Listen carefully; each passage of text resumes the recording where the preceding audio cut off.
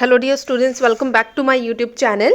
So let's discuss 1 and 2 marks question of unit 8 which is atoms and nuclei. So बच्चे second term ਦੇ accordingly third unit है, otherwise ਅਸੀਂ +2 ਦਾ syllabus physics ਦਾ ਦੇਖਿਆ ਜਾਵੇ ਤਾਂ ਇਹ 8th unit ਹੈ. So ਬੱਚੇ ਸਭ ਤੋਂ ਪਹਿਲਾਂ ਤੁਸੀਂ screen ਦੇ ਉੱਪਰ ਜਿਹੜਾ ਆ syllabus ਦੇਖ ਰਹੇ ਆ. ਸੋ ਬੱਚੇ ਸਿਲੇਬਸ ਅਸੀਂ ਸਾਰਾ ਜਿਹੜਾ ਆਪਣਾ ਕੰਪਲੀਟ ਕਰ ਚੁੱਕੇ ਹਾਂ. ਸੋ ਬੱਚੇ ਛੋਟੀਆਂ ਦੇ ਵਿੱਚ ਡੈਫੀਨੇਸ਼ਨਸ ਆ ਜੋ ਕਿ ਵੀਡੀਓ ਦੇ ਵਿੱਚ ਤੁਹਾਨੂੰ ਮੇਬੀ ਨਹੀਂ ਮਿਲਣਗੀਆਂ. ਸੋ ਇਸ ਬੁੱਕ ਦੇ ਵਿੱਚ ਬੱਚੇ ਐਕੂਰੇਟ ਦੀ ਬੁੱਕ ਤੋਂ ਅਸੀਂ ਜਿਹੜੇ ਆ 1 ਐਂਡ 2 ਮਾਰਕਸ ਦੇ ਕੁਐਸਚਨ ਡਿਸਕਸ ਕਰਨ ਜਾ ਰਹੇ ਹਾਂ.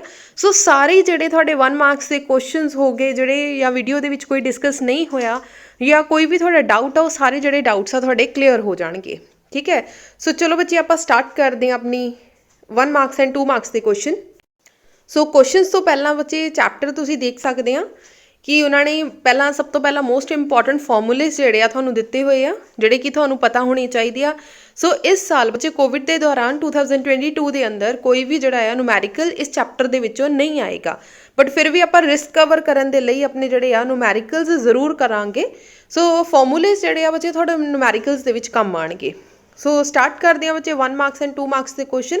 ਸੋ ਤੁਹਾਡੀ ਬੁੱਕ ਦਾ ਫਸਟ ਹੀ ਜੋ ਡੈਫੀਨੇਸ਼ਨ ਹੈ ਰਾਜੇ that is the closest approach. So closest approach ਅਸੀਂ ਆਲਰੇਡੀ ਜਿਹੜੀ ਵੀਡੀਓ ਦੇ ਵਿੱਚ ਵੀ ਡਿਸਕਸ ਕਰ ਚੁੱਕੇ ਹਾਂ. ਦੈਨ ਬੱਚੇ ਮੈਂ ਤੁਹਾਨੂੰ ਕਿਹਾ ਸੀਗਾ ਕਿ ਜਿਹੜਾ ਹਾਈਡਰੋਜਨ ਸਪੈਕਟਰਮ ਸੀਰੀਜ਼ ਕਿੱਥੇ ਕਿੱਥੇ ਲਾਈ ਕਰਦੀ ਆ ਜਾਂ ਬ੍ਰੈਕਟ ਸੀਰੀਜ਼ ਕਿਹਦੇ ਵਿੱਚ ਲਾਈ ਕਰਦੀ ਹੈ, ਇਹ ਕੁਐਸਚਨ ਆ ਸਕਦਾ.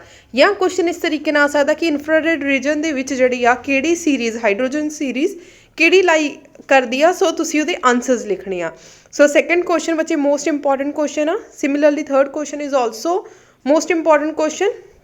ਦੈਨ 4th 5th 6th ਬੱਚੇ ਇਸ ਤਰੀਕੇ ਨਾਲ ਜਿਹੜੀ ਹੈ ਇਸ ਫਾਰਮ ਦੇ ਵਿੱਚ ਜਿਹੜਾ ਕੁਐਸਚਨ ਆ ਉਹ ਪੁੱਛਿਆ ਜਾ ਸਕਦਾ.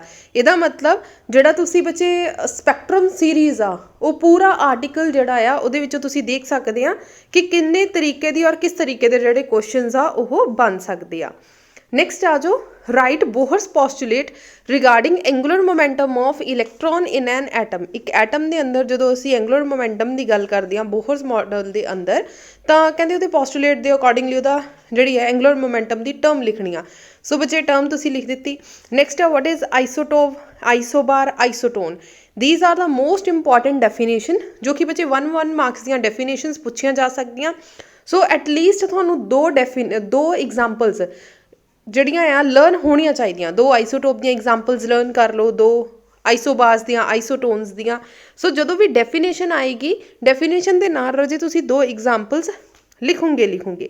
ਨੈਕਸਟ ਆ ਮਾਸ ਡਿਫੈਕਟ, ਇਹ ਵੀ ਬੱਚੇ ਅਸੀਂ ਕਰ ਚੁੱਕੇ ਹਾਂ. ਦੈਨ ਆ ਮਾਸ ਐਨਰਜੀ ਰਿਲੇਸ਼ਨ. ਸੋ ਮਾਸ ਐਨਰਜੀ ਰਿਲੇਸ਼ਨ ਜਿਹੜਾ ਆ ਬੱਚੇ ਤੁਹਾਨੂੰ ਮੇਰੀ ਵੀਡੀਓ ਦੇ ਵਿੱਚ ਨਹੀਂ ਮਿਲੇਗਾ. ਸੋ ਛੋਟਾ ਜਿਹਾ ਬੱਚੇ ਇੱਕ ਕਹਿ ਲਓ ਮੈਥਮੈਟੀਕਲ ਪੋਰਸ਼ਨ ਆ. ਸੋ ਆਪਾਂ ਇੱਥੇ ਦੇਖ ਲੈਂਦੇ ਹਾਂ ਕਿਸ ਤਰੀਕੇ ਨਾਲ ਕਰਨਾ ਆ. ਕੰਸੀਡਰ ਅ ਪਾਰਟੀਕਲ ਹੈਵਿੰਗ ਰੈਸਟ ਮਾਸ m. ਸੋ ਅਸੀਂ ਰੈਸਟ ਮਾਸ ਕੀ ਲੈ ਲਿਆ, m ਲੈ ਲਿਆ. ਬੱਚੇ m ਨੋਟ ਹੁੰਦਾ, rest mass always m note ਹੁੰਦਾ. ਠੀਕ ਹੈ. ਨੈਕਸਟ ਹੈ m is a mass of moving particle. ਜਿੰਨਾ ਪਾਰਟੀਕਲ ਜਿਹੜਾ ਆ ਮੂਵ ਕਰ ਰਿਹਾ ਉਨਾ ਆ. ਨੈਕਸਟ ਕੀ ਆ ਕਾਈਨੈਟਿਕ ਐਨਰਜੀ ਮੂਵਿੰਗ ਪਾਰਟੀਕਲ ਕਿਹਦੇ ਇਕੁਅਲ ਆ c² is equal to multiply increase in mass due to motion of particle. Particle ਜਿੰਨਾ ਮੂਵ ਕਰ ਰਿਹਾ ਉਹਦੀ ਇਨਕਰੀਜ਼ ਇਨ ਮਾਸ ਆ. ਸੋ ਇਨਕਰੀਜ਼ ਇਨ ਮਾਸ ਹੋਏਗਾ ਕਿੰਨਾ, ਓਰੀਜਨਲ ਮਾਸ ਕਿੰਨਾ ਹੈ m ਮਾਈਨਸ ਰੈਸਟ ਮਾਸ ਕਿੰਨਾ ਹੈ m ਨੋਟ. ਸੋ m ਮਾਈਨਸ m ਨੋਟ. ਸੋ ਬੱਚੇ m ਨੂੰ c ਨਾਲ ਮਲਟੀਪਲਾਈ ਕੀਤਾ ਤਾਂ ਆ ਗਿਆ mc², m ਨੋਟ ਨੂੰ c ਨਾਲ ਮਲਟੀਪਲਾਈ ਕੀਤਾ ਤਾਂ ਆ ਗਿਆ m naught c², where m naught is the rest mass. So rest mass energy of a particle ਕਿੰਨਾ ਆ ਗਿਆ m ਨੋਟ c². ਕਲੀਅਰ ਹੋ ਗਿਆ ਬੱਚੇ. ਇੱਕ ਹੋ ਗਿਆ ਤੁਹਾਡੀ ਕਾਈਨੈਟਿਕ ਐਨਰਜੀ ਜਿਹੜਾ ਪਾਰਟੀਕਲ ਮੂਵ ਕਰ ਰਿਹਾ, ਇੱਕ ਉਹ ਵਾਲਾ ਪਾਰਟੀਕਲ ਹੈ ਜਿਹੜਾ ਕਿ ਰੈਸਟ 'ਤੇ ਪਿਆ ਹੋਇਆ ਸੀ. ਸੋ ਟੋਟਲ ਕਿੰਨਾ ਹੋ ਗਿਆ, ਟੋਟਲ ਅਸੀਂ ਆ ਦੋਨਾਂ ਨੂੰ ਐਡ ਅਪ ਕਰ ਦੇਣਾ.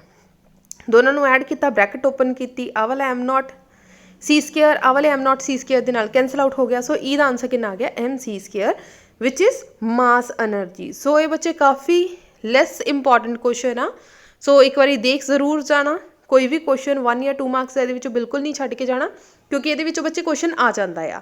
ਨੈਕਸਟ ਆ for greater stability a nuclear should have greater value of binding energy per nucleon. why? ਸੋ ਬੱਚੇ ਅਸੀਂ ਇੱਕ ਕਰਵ ਵਾਲਾ ਆਰਟੀਕਲ ਕੀਤਾ ਸੀ. ਅਗਰ ਤੁਸੀਂ ਮੈਨੂੰ ਪਹਿਲਾਂ ਤੋਂ ਫੋਲੋ ਕਰ ਰਹੇ ਆ ਤਾਂ ਬੱਚੇ ਅਸੀਂ ਇੱਕ ਕਰਵ ਵਾਲਾ ਆਰਟੀਕਲ ਕੀਤਾ ਸੀ ਇਸ ਤਰੀਕੇ ਦਾ ਜਿਹਦੇ ਵਿੱਚ ਬੱਚੇ ਆਹ ਕਰਵ ਆਉਂਦੀ ਸੀ. ਠੀਕ ਹੈ. ਸੋ ਅਗਰ ਤੁਹਾਨੂੰ ਆਹ ਕਰਵ ਯਾਦ ਆ ਤਾਂ ਤੁਹਾਡੇ ਮਾਈਂਡ ਵਿੱਚ ਆ ਗਿਆ ਹੋਣਗੇ ਉਹਦੇ ਜਿਹੜੇ ਪੁਆਇੰਟਸ ਆ ਉਹ ਕਿੱਦਾਂ ਅਸੀਂ ਕੀਤੇ ਸੀ। ਉਹਨਾਂ ਨੇ ਕਿਹਾ ਗ੍ਰੇਟਰ ਸਟੇਬਿਲਿਟੀ ਕਿਹਦੀ ਹੁੰਦੀ ਆ, ਗ੍ਰੇਟਰ ਸਟੇਬਿਲਿਟੀ ਹੁੰਦੀ ਆ ਜਿਹੜੇ ਕਿ ਸੈਂਟਰ ਵਾਲੇ 'ਚ ਲਾਈ ਕਰਦੇ ਆ, ਲਾਈਕ 20 ਤੋਂ ਲੈ ਕੇ 62 ਦੇ ਵਿਚਕਾਰ ਜਿਹੜੇ ਐਲੀਮੈਂਟਸ ਜਿਹੜੇ ਆ ਲਾਈ ਕਰਦੇ ਆ 20 ਤੋਂ ਲੈ ਕੇ 62 ਦੇ ਵਿਚਕਾਰ।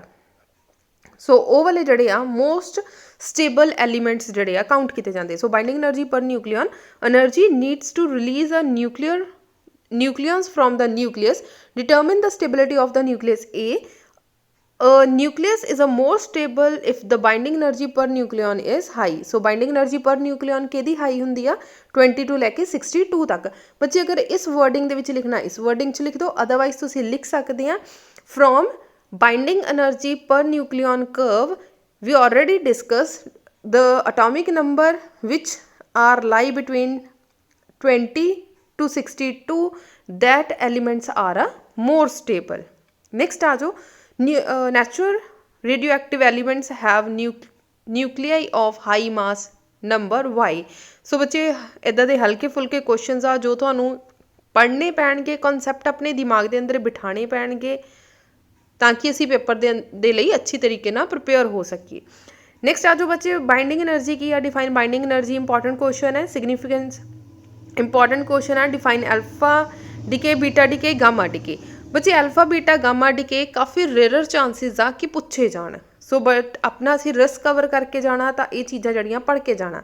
What is alpha particle, beta particles, Gama particle, ਇਹ ਵੀ ਬੱਚੇ ਕਹਿ ਲਓ ਲੈਸ ਇੰਪੋਰਟੈਂਟ ਡੈਫੀਨੇਸ਼ਨਸ ਆ।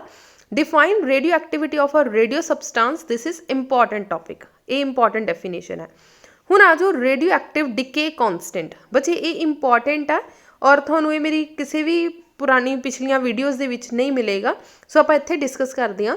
Radio active decay constant is the reciprocal of the time during which number of nuclei in the radioactive substance reduce to 36.8% of the original number of nuclei in it. So बच्चे 36.8 ਜਿਹੜਾ ਆ ਕਿੱਥੋਂ ਆਇਆ, ਇੱਕ ਛੋਟੀ ਜਿਹੀ calculation ਤੋਂ ਆਇਆ।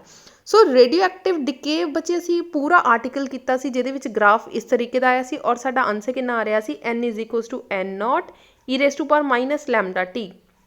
ਸੋ ਅਸੀਂ ਉੱਥੋਂ ਹੀ ਸਟਾਰਟ ਕੀਤਾ। ਇੱਥੇ ਟਾਈਮ ਕਿੰਨਾ ਲੱਗਿਆ 1/λ ਦੇ ਇਕੁਅਲ। ਸੋ ਜਿੱਦਾਂ ਹੀ 1/λ ਪੁੱਟ ਕੀਤਾ, ਲੈਮਡਾ ਦੇ ਨਾਲ ਲੈਮਡਾ ਕੈਂਸਲ। ਸੋ ਇਹਦੀ ਵੈਲਿਊ ਕਿੰਨੀ ਆ ਗਈ -1। -1 ਨੂੰ ਨੀਚੇ ਲੈ ਕੇ ਜਾਵਾਂਗੇ ਤਾਂ ਕੀ ਹੋ ਜਾਏਗਾ +1। ਸੋ ਇਹਦੀ ਵੈਲਿਊ ਕਿੰਨੀ ਆ, ਇਹਦੀ ਵੈਲਿਊ ਹੁੰਦੀ ਆ 2.718। ਇੱਥੇ ਇਲੈਕਟ੍ਰੋਨ ਦੀ ਬੱਚੇ ਜਿਹੜੀ ਆ ਉਹਨਾਂ ਨੇ ਵੈਲਿਊ ਦਿੱਤੀ ਹੋਈ ਆ। ਸੋ ਅਸੀਂ ਇੰਨੀ ਪੁੱਟ ਕੀਤੀ ਤਾਂ ਉਹਨੂੰ ਸੋਲਵ ਕੀਤਾ ਤਾਂ ਸਾਡਾ ਆ ਗਿਆ 36.8%। ਅਗਰ ਮੈਥਮੈਟੀਕਲ ਪੋਰਸ਼ਨ ਤੁਸੀਂ ਨਹੀਂ ਵੀ ਕਰਨਾ ਚਾਹੁੰਦੇ ਤਾਂ ਜਸਟ ਇਹਦੀ ਡੈਫੀਨੇਸ਼ਨ ਦੇਖ ਕੇ ਰਾਜੇ ਤੁਸੀਂ ਜਿਹੜਾ ਆ ਲਾਸਟ ਵਿੱਚ ਰਿਜ਼ਲਟ ਮੈਂਸ਼ਨ ਕਰ ਸਕਦੀਆਂ। ਉਹਨਾਂ ਨੇ ਕਿਹਾ ਅਰੇਂਜ ਐਲਫਾ ਰੇ, ਬੀਟਾ ਰੇ and gamma ray in increasing order of their penetrating power. So ਰਾਜੇ ਤੁਹਾਨੂੰ ਯਾਦ ਹੋਏਗਾ ਕਿ ਮੈਂ ਤੁਹਾਨੂੰ ਕਿਹਾ ਸੀਗਾ ਕਿ ਪ੍ਰੋਪਰਟੀ ਜ਼ਰੂਰ ਲਰਨ ਕਰ ਲੈਣਾ ਐਲਫਾ ਬੀਟਾ ਗਾਮਾ ਦੀ, ਐਲਫਾ ਬੀਟਾ ਗਾਮਾ ਡਿਕੇ ਜ਼ਰੂਰ ਕਰ ਲੈਣਾ, ਦੀਆਂ ਪ੍ਰੋਪਰਟੀਜ਼ ਅੱਛੀ ਤਰੀਕੇ ਨਾਲ ਲਰਨ ਕਰ ਲੈਣਾ। ਸੋ ਪੈਨੀਟ੍ਰੇਟਿੰਗ ਪਾਵਰ ਜਿਹੜੀ ਇਹਦੀ ਪ੍ਰੋਪਰਟੀ ਆ, ਕੀ ਇਹਦੀ ਪ੍ਰੋਪਰਟੀ, ਅਗਰ ਤੁਸੀਂ ਪ੍ਰੋਪਰਟੀਜ਼ ਅੱਛੀ ਤਰੀਕੇ ਨਾਲ ਲਰਨ ਕੀਤੀਆਂ ਆ, ਕਿਉਂਕਿ ਮੈਂ ਤੁਹਾਨੂੰ ਹੋਮਵਰਕ ਦਿੱਤਾ ਸੀ ਤਾਂ ਤੁਹਾਨੂੰ ਪਤਾ ਹੋਏਗਾ ਗਾਮਾ ਰੇ ਸਭ ਤੋਂ ਜ਼ਿਆਦਾ ਜਿਹੜੀ ਆ ਪੈਨੀਟ੍ਰੇਟ ਕਰਦੀ। ਪੈਨੀਟ੍ਰੇਟ ਦਾ ਮਤਲਬ ਹੁੰਦਾ ਵਾਈਬਰੇਟ ਕਰਨਾ। ਕੀ ਹੁੰਦਾ ਆ ਵਾਈਬਰੇਟ ਕਰਨਾ। ਜਿੱਦਾਂ ਹੀ ਇਹਨੂੰ ਐਨਰਜੀ ਮਿਲਦੀ ਆ ਸਭ ਤੋਂ ਜ਼ਿਆਦਾ ਜਿਹੜਾ ਆ ਗਾਮਾ ਰੇ ਵਾਈਬਰੇਟ ਕਰਦਾ, ਉਸ ਤੋਂ ਘੱਟ ਬੀਟਾ, ਉਸ ਤੋਂ ਘੱਟ ਐਲਫਾ। ਇਹਦਾ ਮਤਲਬ ਸਭ ਤੋਂ ਘੱਟ ਐਲਫਾ ਰੇ ਜਿਹੜਾ ਵਾਈਬਰੇਟ ਕਰੇਗਾ ਔਰ ਸਭ ਤੋਂ ਜ਼ਿਆਦਾ ਕੌਣ ਕਰੇਗਾ ਗਾਮਾ। ਸੋ ਬੱਚੇ ਇਸ ਤਰੀਕੇ ਨਾਲ ਵੀ ਲਿਖ ਸਕਦੇ ਹਾਂ ਔਰ ਇਸ ਤਰੀਕੇ ਨਾਲ ਵੀ ਲਿਖ ਸਕਦੇ ਹਾਂ। ਨੈਕਸਟ ਆ ਜਾਓ alpha arrange alpha beta gamma ray in increasing order of their ionization power. So ionization power ਬੱਚੇ ਕਿਹਦੀ ਜ਼ਿਆਦਾ ਹੁੰਦੀ ਆ, ਜਿਹੜਾ ਹੁਣ ਸਾਨੂੰ ਅਸੀਂ ਹੁਣੇ ਪੜ੍ਹ ਕੇ ਹਟਿਆ ਪੈਨੀਟ੍ਰੇਟਿੰਗ ਪਾਵਰ। ਜਿਹੜਾ ਪਾਰਟੀਕਲ ਬੱਚੇ ਜ਼ਿਆਦਾ ਵਾਈਬਰੇਟ ਕਰ ਰਿਹਾ ਇਹਦਾ ਮਤਲਬ ਉਹਦੀ ਆਇਨਾਈਜੇਸ਼ਨ ਪਾਵਰ ਸਭ ਤੋਂ ਘੱਟ ਹੋਏਗੀ, ਆਇਓਨਾਈਜ਼ ਘੱਟ ਹੋਏਗਾ ਉਹ, ਠੀਕ ਹੈ, ਕਿਉਂਕਿ ਉਹਨੇ ਵਾਈਬਰੇਟ 'ਤੇ ਹੀ ਉਹਨੇ ਜ਼ਿਆਦਾ ਫੋਕਸ ਕੀਤਾ ਹੋਇਆ। ਅਸੀਂ ਹੁਣੇ ਪੜ੍ਹ ਕੇ ਹਟੇ ਕਿ ਗਾਮਾ ਰੇ ਦੀ ਜਿਹੜੀ ਆ ਪੈਨੀਟ੍ਰੇਟਿੰਗ ਪਾਵਰ ਸਭ ਤੋਂ ਜ਼ਿਆਦਾ ਆ। ਜੇ ਇਹਦੀ ਪੈਨੀਟ੍ਰੇਟਿੰਗ ਪਾਵਰ ਸਭ ਤੋਂ ਜ਼ਿਆਦਾ ਆ ਤਾਂ ਇਹਦਾ ਮਤਲਬ ਇਹਦੀ ਆਇਓਨਾਈਜੇਸ਼ਨ ਕੀ ਹੋਏਗੀ ਸਭ ਤੋਂ ਘੱਟ। ਇਹਦਾ ਮਤਲਬ ਗਾਮਾ ਰੇ ਦੀ ਘੱਟ ਹੋਏਗੀ, ਉਸ ਤੋਂ ਜ਼ਿਆਦਾ ਹੋਏਗੀ ਬੀਟਾ ਦੀ, ਉਸ ਤੋਂ ਜ਼ਿਆਦਾ ਹੋਏਗੀ ਐਲਫਾ ਦੀ। ਇਹਦਾ ਮਤਲਬ ਸਭ ਤੋਂ ਜ਼ਿਆਦਾ ਜਿਹੜੀ ਆਇਓਨਾਈਜੇਸ਼ਨ ਪਾਵਰ ਕਿਹਦੀ ਹੋਏਗੀ ਐਲਫਾ ਦੀ। ਕਲੀਅਰ ਹੋ ਗਿਆ ਜੀ। ਨੈਕਸਟ ਕੁਐਸਚਨ 'ਤੇ ਚੱਲਦੇ ਹਾਂ।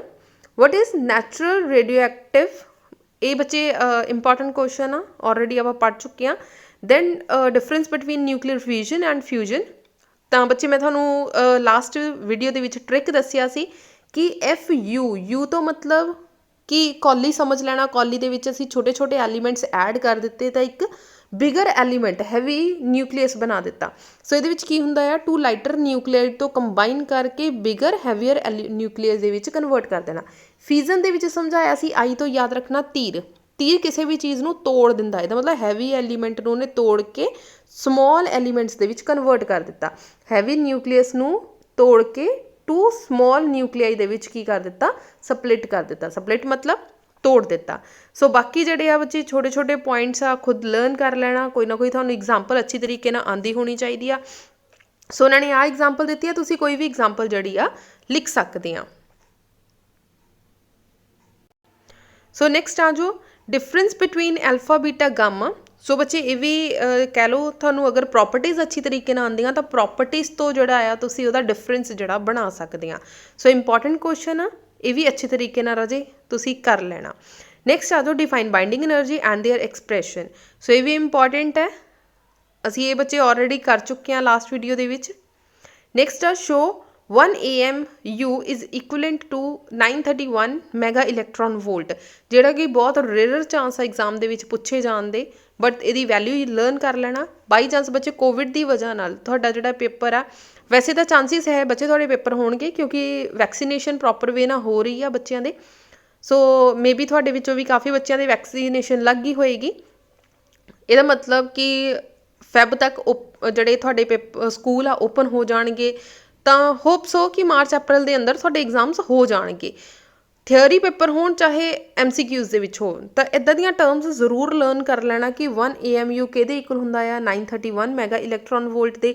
ਇਹਦੀ એનર્ਜੀ ਕਿਹਦੇ ਇਕੁਅਲ ਹੁੰਦੀ ਆ, 14.9 × 10⁻11 ਦੇ ਇਕੁਅਲ। ਸੋ ਬੱਚੇ ਇੱਦਾਂ ਦੀਆਂ ਡੈਫੀਨੇਸ਼ਨ ਜ਼ਰੂਰ ਪ੍ਰਿਪੇਅਰ ਕਰ ਲੈਣਾ, ਹੋ ਸਕਦਾ ਹੈ ਤੁਹਾਨੂੰ MCQs ਦੀ ਫਾਰਮ ਦੇ ਵਿੱਚ ਕੁਐਸਚਨ ਪੁੱਛ ਲਏ ਜਾਣ। ਠੀਕ ਹੈ ਜੀ। ਸੋ ਨੈਕਸਟ ਆ ਜਾਓ state laws of radioactive disintegration. So ये बच्चे असी ऑलरेडी डिस्कस कर चुके हैं, ਉਹਦੇ ਵਿੱਚ मैं थानू लास्ट वीडियो ਦੇ ਵਿੱਚ ਬੱਚੇ ਦੱਸਿਆ ਸੀਗਾ। मैथमैटिकल पोर्शन भी लिख के थानू दिखाया सी। अगर लॉन्ग क्वेश्चन आवे तो तुसी मैथमैटिकल पोर्शन लिख दो नाल, अगर नहीं आएगा तो सिंपल भी इस तरीके नाल लाइनस लिख के आ सकते हैं। Next uranium is not suitable for chain reaction, why, क्यों चेन रिएक्शन के लिए इंपॉर्टेंट नहीं है या सुटेबल नहीं है। सो बच्चे ये भी इंपॉर्टेंट क्वेश्चन है। नैक्सट क्वेश्चन ठीक है राजे, इदा के क्वेश्चन जरूर पढ़ के जाना। जो भी थोड़े को मॉडर्न की दिनेश की जी भी बच्चे राजे थोड़े को बुक होएगी, वो लास्ट में देखना 1 या 2 मार्क्स के क्वेश्चन दिते होंगे। सो वाले क्वेश्चन जड़े आ जरूर रीड आउट करके जाना, स्पैशली मॉडर्न वाले। सो मॉडर्न के जोड़े बच्चे 1 या 2 मार्क्स के क्वेश्चन होंगे आ, ज़्यादातर जोड़े पंजाब बोर्ड के क्वेश्चन आ वो मॉडर्न की बुक के 1 या 2 मार्क्स के क्वेश्चन आ जाते हैं। बट दिनेश की बुक ने सारे क्वेश्चनस कवर किए होंगे। सो दिनेश की बुक भी अगर तुसी फॉलो कर रहे हैं तो बेस्ट बुक है। नैक्सट आ जाओ छोटे छोटे बच्चे नैक्सट क्वेश्चन ना लाइक एनर्जी लैवल की आ, ठीक है। सो इसकी वैल्यू थानू पता होनी चाहिए आ। दैन फिजिकल क्वांटिटी का नाम लिखने लिए बोलिया गया आ। दैन लास्ट में एनर्जी पूछी गई आ। सो इदा के क्वेश्चन राजे ध्यान नाल पढ़ के जाना। सो 44 45 बच्चे 44 इदा का अज तक कभी क्वेश्चन नहीं आया पंजाब बोर्ड के अंदर, बट इदा के क्वेश्चन अगर थानू किसी भी हैल्पिंग बुक के अंदर मिल रहा है मतलब ये एक्सपैक्टेड क्वेश्चन आ, हो सकता थोड़े एग्जाम के अंदर पूछ ले जान। सो कोई भी क्वेश्चन थानू ये बच्चे मिलता है या किसी भी क्वेश्चन के थानू डाउट आ, क्योंकि मैं हर एक क्वेश्चन जोड़ा एक्सप्लेन नहीं कर रही। सो बच्चे 50 क्वेश्चन आ 1 and 2 मार्क्स से। सो मैं हर एक क्वेश्चन एक्सप्लेन नहीं कर रही। सो किसी भी क्वेश्चन थानू प्रॉब्लम होएगी तो बच्चे कमेंट सैक्शन दे विच अपना कमेंट दे देना कि मैम इनवा क्वेश्चन जोड़ा एक्सप्लेन कर दो।